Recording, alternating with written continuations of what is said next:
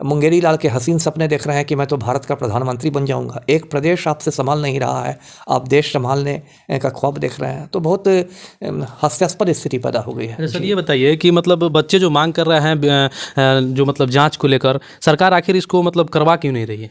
करवा इसलिए नहीं रही है क्योंकि पलटू राम जो है वो शिक्षा माफिया की कठपुतली है ना। शिक्षा माफिया की जो पैठ है वो सत्ता के गलियारों में है। मतलब कहीं ना कहीं मिली भगत है लोग, कहीं ना कहीं क्या ओपन मिली भगत है।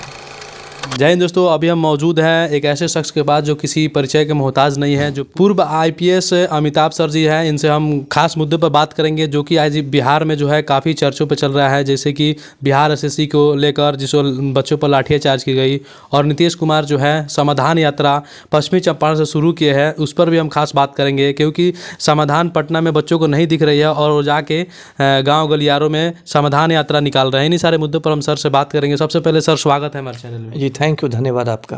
अच्छा सर, ये बताइए कि नीतीश कुमार यहाँ समाधान नहीं कर पाते हैं, जनता दरबार लगाकर समाधान नहीं कर पाते हैं, और जाकर समाधान यात्रा गांव मोहल्लों से शुरू करते हैं और यहाँ बच्चों को उनको समाधान नहीं दे, इस पर क्या कहना चाहिए? अब इस पर कहने के लिए क्या रह गया? देखिए, संक्षेप में आपके दर्शकों को मैं बताऊं कि पूरे बिहार में माफिया राज है और आम आदमी पर सर्जिकल स्ट्राइक हो रहा है ना। अभी देखिए, आपने बीएसएससी पेपर लीक की चर्चा की। पेपर लीक हुआ, प्रथम पाली की परीक्षा रद्द हुई, ऐसी चर्चा है कि दूसरी और तीसरी पाली की भी परीक्षा में पेपर लीक हुआ था। उसके बाद 4 जनवरी को शांतिपूर्ण प्रदर्शन हुआ अभ्यर्थियों का। मैंने देखा था वीडियो पर, बिल्कुल शांतिपूर्ण प्रदर्शन था। उस पर लाठीचार्ज हुआ, जबकि मैंने खुद आईपीएस की ट्रेनिंग की है। पूरी ट्रेनिंग में हम लोग को यही सिखाया जाता था कि एक मंत्र है पुलिस का, न्यूनतम बल प्रयोग। पुलिस का या प्रशासन का ये मंत्र है, न्यूनतम बल प्रयोग आपको करना है, मिनिमम यूज ऑफ फोर्स करना है, क्योंकि आप युद्ध के मोर्चा पर नहीं लड़ रहे हैं, आप यूक्रेन की लड़ाई नहीं लड़ रहे हैं, आप एक जनतांत्रिक देश में अपने ही नागरिकों से निपट रहे हैं। तो उसमें फिर लाठीचार्ज का आधार क्या था? ऐसी बात नहीं थी कि जो अभ्यर्थी थे उन्होंने कुछ हिंसा की थी, कोई आगजनी कर रहे थे, तोड़फोड़ कर रहे थे, ऐसा तो नहीं था। तो फिर सिर्फ कुचलने के लिए, उनको डराने धमकाने के लिए यदि आप लाठियाँ चलाते हैं तो ये तो बहुत निंदनीय बात है। ऐसे भी ड्रिल ये है कि इससे पहले लाठी नहीं चलाई जाती है, पहले आंसू गैस के गोले चलाए जाते हैं। उससे जब स्थिति नहीं संभलती है तब लाठियाँ चलाई जाती है, उसके बाद फिर फायरिंग चलाई जाती है। उसका बना हुआ ड्रिल और बहुत पुराना ड्रिल है। वाटर कैनन का भी प्रयोग किया जाता है। वाटर कैनन का भी प्रयोग किया जाता है, वो भी अब नया आया है और वो भी लाठीचार्ज के पहले किया जाता है। लेकिन यहाँ तो अंधेर नगरी चौपट राजा की स्थिति है। यहाँ कब कौन लाठी चला दे, कब गोली चला दे, तोप चला दे, यहाँ तो अराजक स्थिति है। और देखिए कैसे विडम्बना है कि जो हमारे पलटू राम हैं वो समाधान यात्रा पर हैं, है ना। यहाँ पर अभ्यर्थियों की ज्वलंत समस्या है, उनका भविष्य दांव पर है, उनका भविष्य आधार पे है, और पलटू राम तो समाधान यात्रा पर निकल गए हैं। और पलटू राम से पूछा जाता है लाठीचार्ज के बारे में तो कहते रहे मुझे तो पता ही नहीं है। तो भाई मुख्यमंत्री इतना मदहोश हालत में क्यों है ना? जो बिहार का बच्चा जान रहा है कि राजधानी में लाठीचार्ज हुआ है, वो मुख्यमंत्री को नहीं मालूम है। सर उस पर जब तक लॉ एंड ऑर्डर नहीं आता है तब तक कोई कैसे लाठीचार्ज कर सकता है? वही तो मैं कह रहा था कि लाठीचार्ज का कोई आधार नहीं था ना, कोई आधार नहीं था। जब कोई हिंसा नहीं हो रही थी, आगजनी तोड़फोड़ किसी तरह की हिंसक, तो लाठीचार्ज का आधार क्या था? एक जनतांत्रिक देश में हर व्यक्ति को शांतिपूर्ण ढंग से अपनी मांग रखने का हक है। ये मांग हमारा संविधान देता है ना। इसके लिए हम पलटू राम के मोहताज नहीं हैं, और उस पर लाठीचार्ज का कोई औचित्य नहीं था। और ये जो फिर समाधान यात्रा पर निकले हैं, ये अपने आप में एक मतलब मजाक है ये यात्रा। जी सर, आप एक बात बताइए कि जैसे कि हर टाइम जो ज़्यादातर बिहार में पेपर लीक होता है और हर कोई रिपोर्टर जो है सवाल करते हैं जाके मतलब सरकार से, या सरकार जो है उसका पेपर रद्द करने की बात आती है तो कभी कभी रद्द हो जाता है, कभी कभी दोबारा एग्ज़ाम हो जाता है। तो ऐसा कब तक चलता रहेगा आखिर बिहार में सर?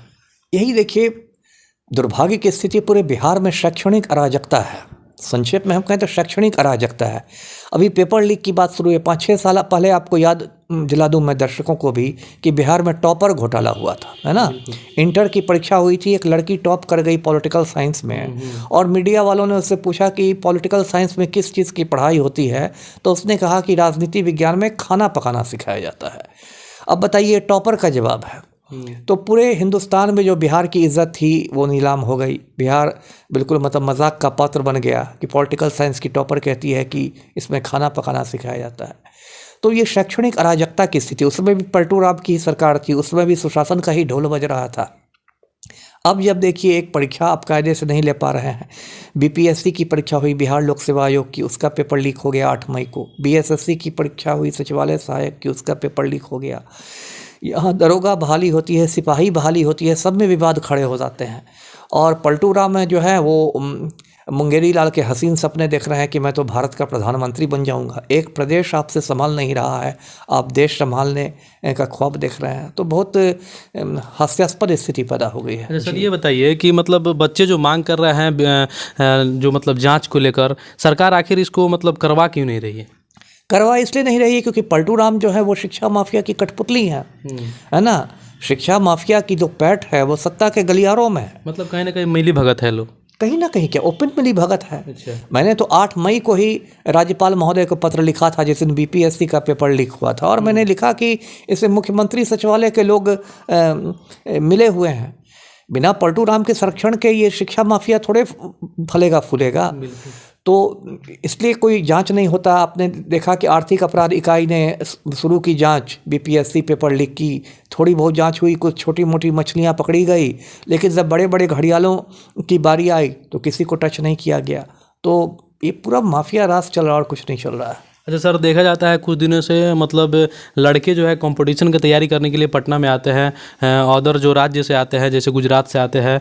अगर इस तरीके की स्थिति जो है तनावपूर्ण स्थिति बच्चों के साथ बनी रही तो वो भी जो है सपना मतलब मतलब बिहार के कहा जाए जो एक उभर के सामने आ रहा था कि हाँ एक कंपटीशन का लेवल यहाँ दिया जाता है पटना में अच्छी तरीके से, वो भी लोग आना छोड़ देंगे, क्रेडिट इसका डाउन हो जाएगा। इस पर क्या करें?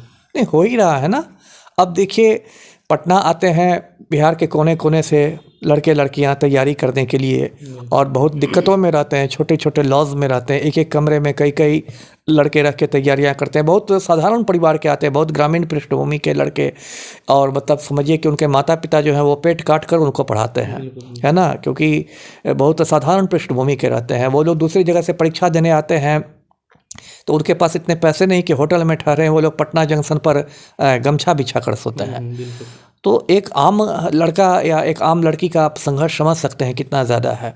और बिहार में माफिया राज है, तो माफिया हज़ारों करोड़ में खेल रहा है, और जो लड़के लड़कियों के सपने टूट रहे हैं, ये बिहार के लिए बहुत दुख की बात है कि कहाँ पहुँच गया है बिहार। जी बहुत बहुत धन्यवाद सर। जी देखिए मतलब बच्चों का कसूर यही है कि वो लोग एग्ज़ाम के लिए तैयारी करते हैं दिनों रात मिलकर, और उनका कसूर क्या यही है कि बैल बकरियों की तरह लद के ट्रेनों में जाते हैं एग्ज़ाम देने। क्या उनकी कसूर यही है कि अपने हक को लेकर मांग करते हैं, या क्या उनकी कसूर यही है कि जब वो यात्रा निकालते हैं अपनी मांग को लेकर तो उन पर लाठियाँ चार्ज की जाती है।